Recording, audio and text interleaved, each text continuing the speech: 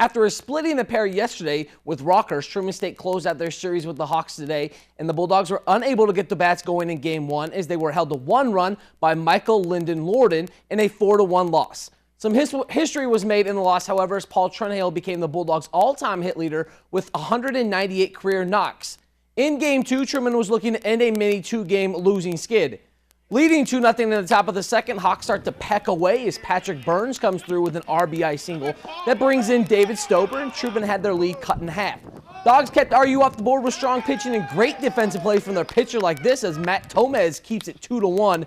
But that wasn't for long as Jeremy Luft sneaks a ball into the outfield grass. That brings in Joe Huber, and he ties it up at 2-2. Bulldogs would answer back as their newly crowned all-time hits leader would bring in Zach Larkin to give Truman the lead back. Blake Deaton brings in Adam Gregorich, and Truman will begin to pull away as they went ahead to take Game 2 10-5. In Iowa, Indian Hills was riding a 4-game winning streak as they returned to conference play today against Marshalltown. In Game 1, the Falcons scored in the top of the 9th inning to claim a 7-6 win. In Game 2, no such heroics were needed as Hills sunk MCC by 2 touchdowns, 14-0. Next up for Indian Hills, they will host North Central Missouri on Tuesday. The other half of Bulldog Park Baseball Complex was in action today on the other side of the fence as the softball ladies hosted Maryville. The Saints got a rare run off Kendra Hins in the top of the first as Allie McReynolds answers back with a 2-out, 3-run double that cleared the bases, scoring Andrea Clips, Liz Leith, and Whitney Richardson as McReynolds would take third base on the overthrow. That would be big as the next girl up, Megan Haley, brings in McReynolds with this RBI single as Truman exploded for a 4-run first inning.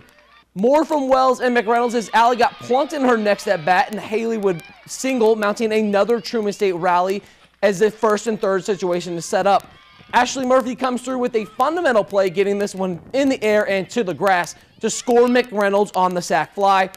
Liz Leith will put the icing on the cake as the first baseman steps up and goes deep with her 8th home run of the season as the Bulldogs were rolling, and that would be more than enough run support for Hens, who went on to strike out 5, and as Truman went on to win 9-1. Truman State swept the doubleheader for their 5th GLVC sweep of the season. They are now 23-5 on the season, and they're getting production from the whole team.